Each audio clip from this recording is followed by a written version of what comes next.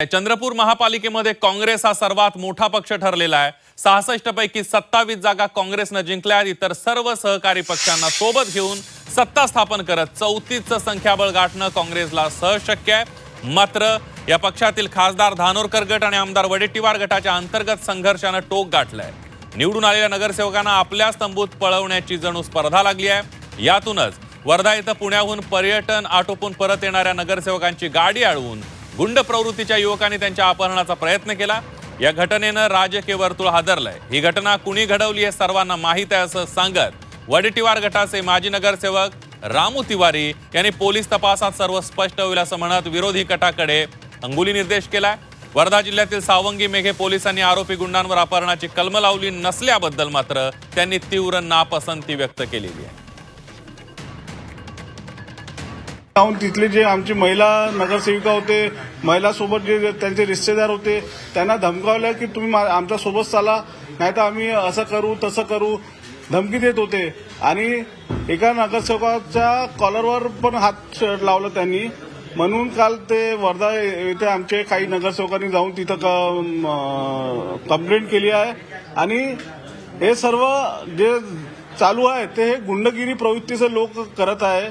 त्यामध्ये काही आमचे काँग्रेसचे पण लोक आहे। मला माहित नाही, मी माहिती घेतोय आणि वस्तुस्थिती काय आहे तर, कारण मी काल बारामतीला होतो। मी रात्री उशिरा आलो बारामतीवरून। अजितदादा गेल्यामुळे त्यांच्या फॅनरलाच उपस्थित होतो आणि मला थोडी माहिती मिळाली आहे।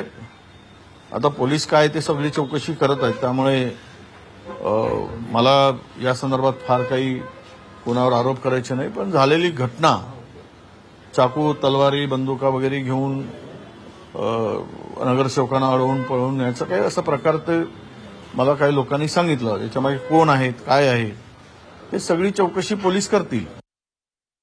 हे सर्व अहंकारातून निर्माण झालेलं आहे।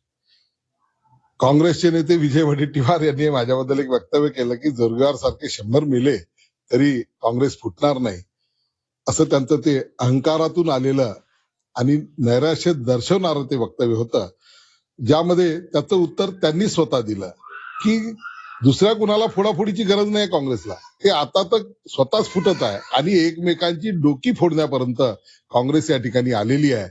आणि त्या जेव्हा ही जनता पाहते आणि आपले नगरसेवकही पाहतात, त्यांना निश्चितपणे जाणवते की काँग्रेस काही या ठिकाणी स्थिर सरकार देऊ शकत नाही आणि अशा प्रकारे लोकशाहीमध्ये अभिप्रेत नाही आहे। तर याची सुरुवात माननीय वडेट्टीवार साहेबांनी केली।